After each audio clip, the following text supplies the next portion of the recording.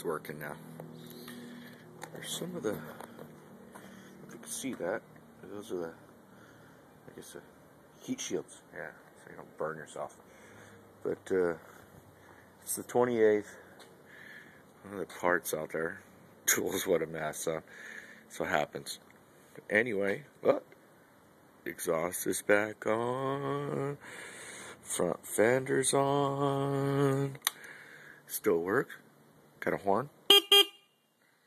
I don't know. Looks pretty good. I got a little road rash. Got a little touch up, but shit. So I'm gonna continue working. Not bad. Not bad. Not too shabby. So continue on. So you should have all the shit back on by the end of the day.